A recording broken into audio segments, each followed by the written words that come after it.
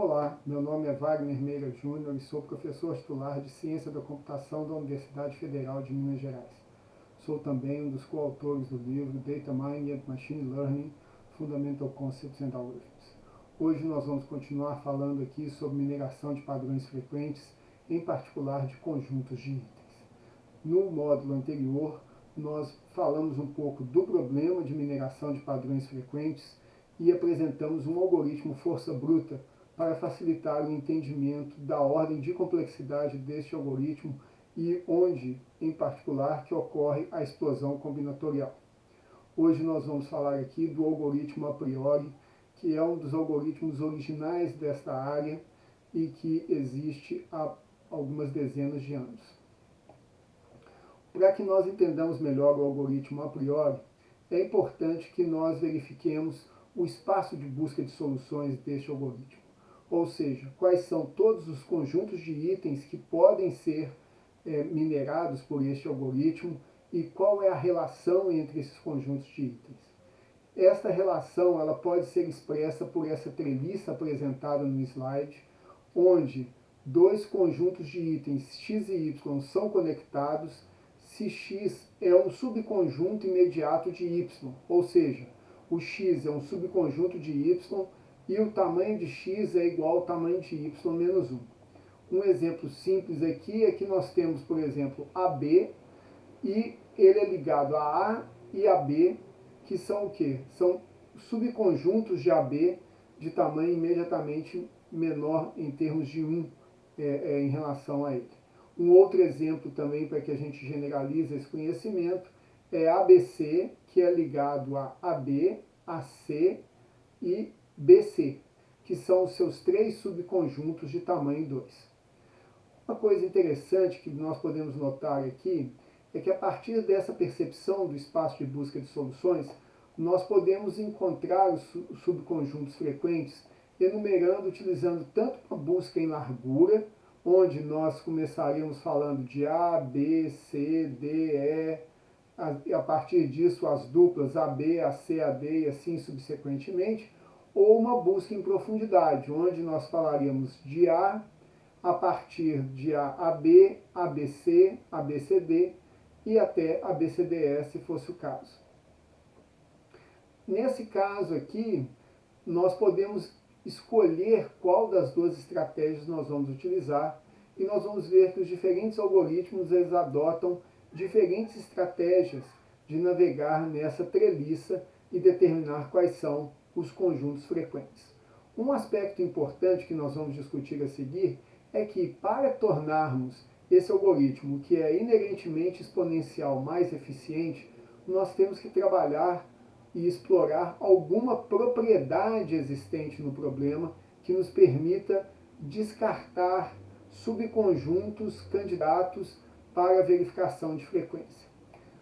A estratégia do algoritmo a priori, ela vem exatamente nessa direção. Então ela é uma abordagem que vai determinando os conjuntos frequentes nível a nível, como o próprio título diz, e ela parte de duas observações que são intuitivas, bastante simples, mas bastante poderosas. Vamos lá. Dado que nós temos dois conjuntos de itens, x e y, e x é um subconjunto de y, ou seja, o x contém menos itens do que y, nós podemos afirmar garantidamente que o suporte de x ele vai ser maior ou igual que o suporte de y. Isso é bastante intuitivo. Por quê?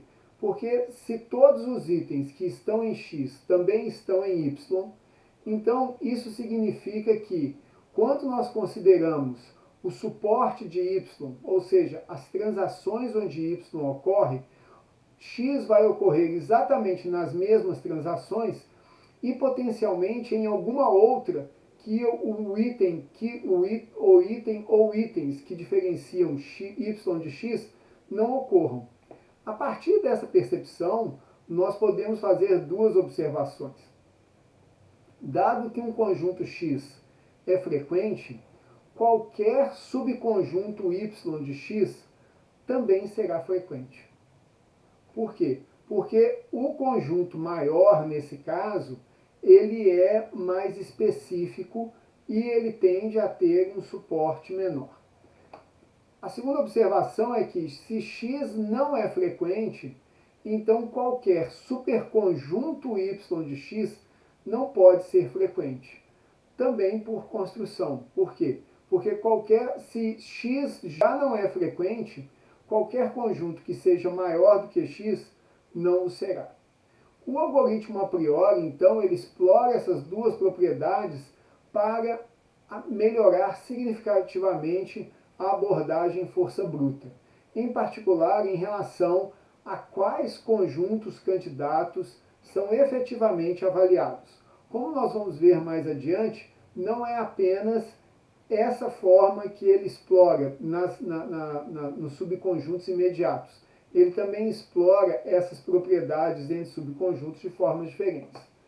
Então, ou seja, o algoritmo ele executa uma exploração nível a nível ou por largura do espaço de busca de conjuntos e poda todos os subconjuntos de qualquer candidato que seja encontrado infrequente, uma vez que nenhum superconjunto de um item 7 infrequente pode ser frequente.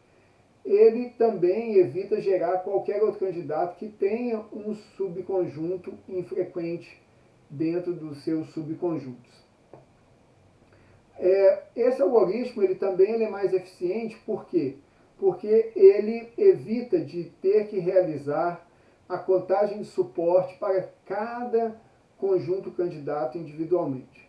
Então essa contagem ela é feita para todos os candidatos de um dado nível, em particular de um dado tamanho, como nós vamos ver na sequência. Agora apresentamos aqui um pseudocódigo do algoritmo a priori. Então ele recebe como entrada uma base de dados, o conjunto de itens a ser considerado e o limiar mínimo de suporte.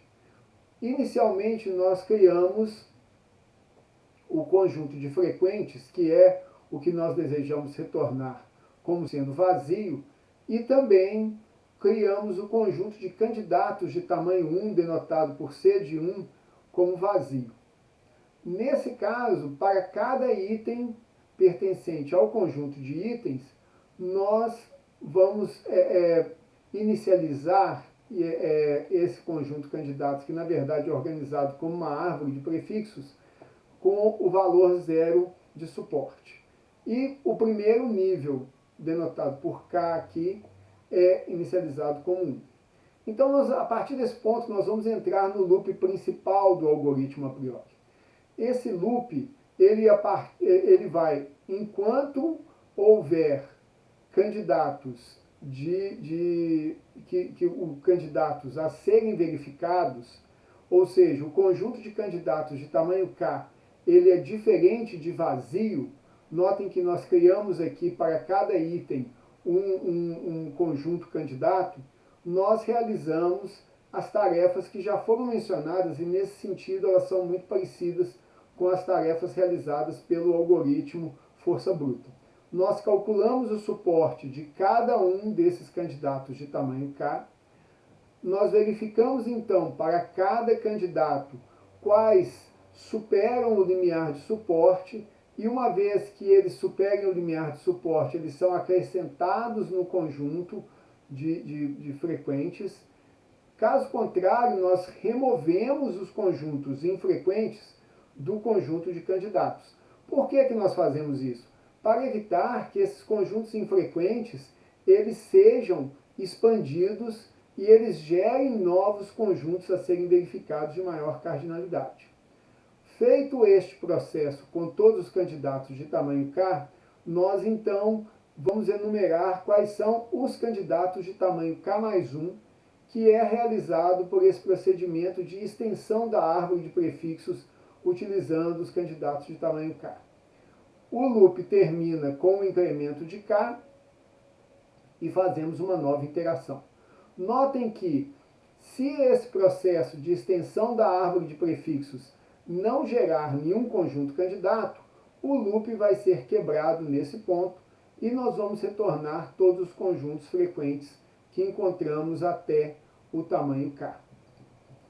Olhando em detalhe os dois procedimentos, nós temos aqui o cálculo do suporte que dado um conjunto de candidatos de tamanho K em uma base de dados, para cada transação daquela base de dados, para cada subconjunto de tamanho K que pertença a essa transação T, se o subconjunto de tamanho K, nomeado X, pertencer ao conjunto de candidatos C de K, então você incrementa o suporte desse conjunto X.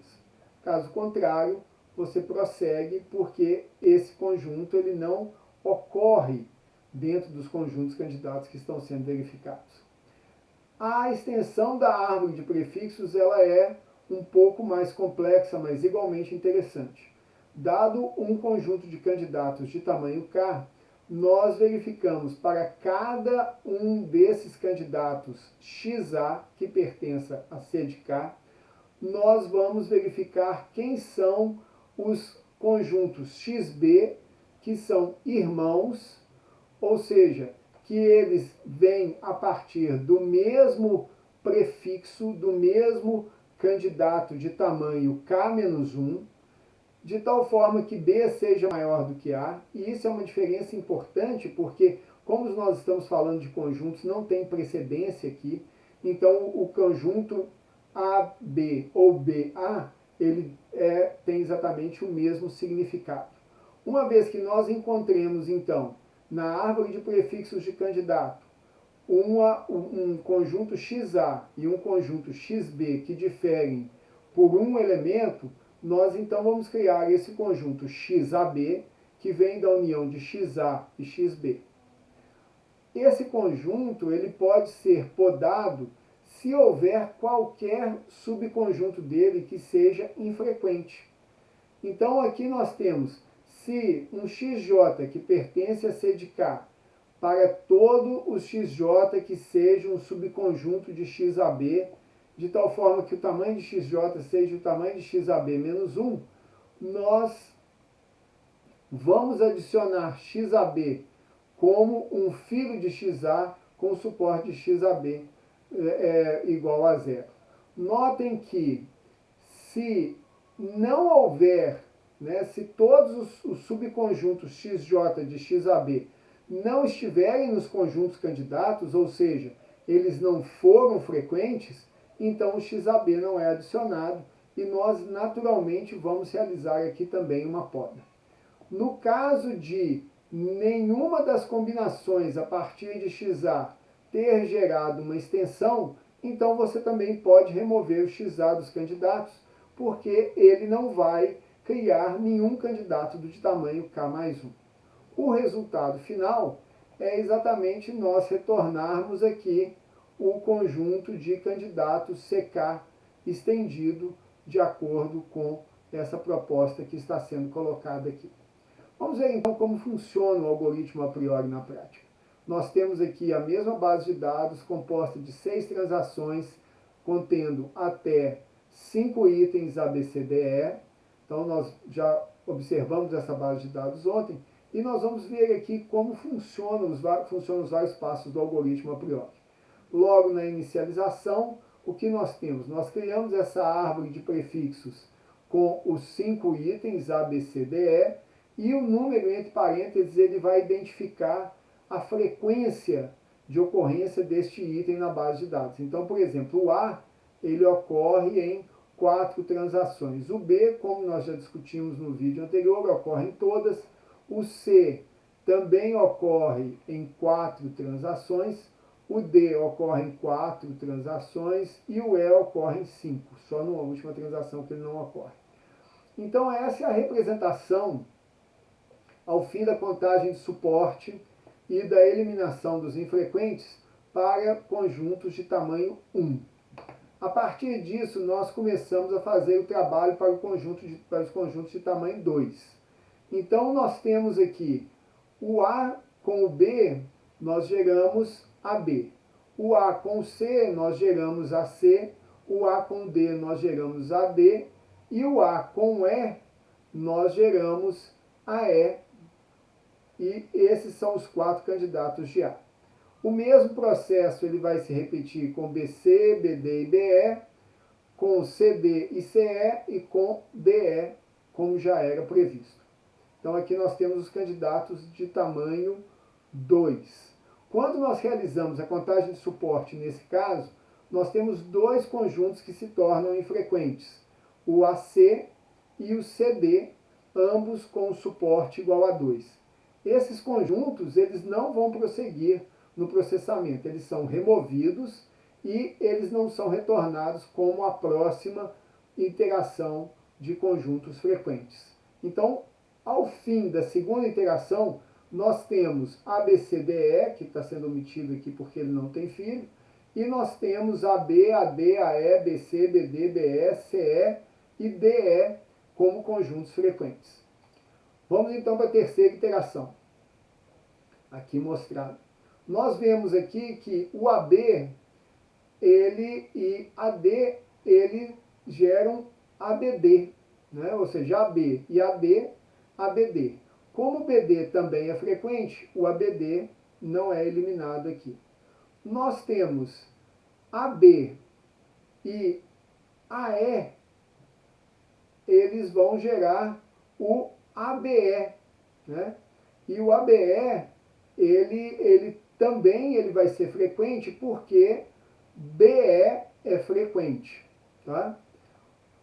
Continuando o processo aqui, nós temos o AC, ele não é frequente, ele não aparece, então nós temos o AD e o AE, o DE também é frequente, o ADE é colocado como candidato. Na sequência, nós temos o BC e o BE, ambos frequentes, eles vão gerar o BCE, o CE também é frequente. E finalmente nós temos BDE, que vem de BD e BE, e o DE aqui, que ele é frequente.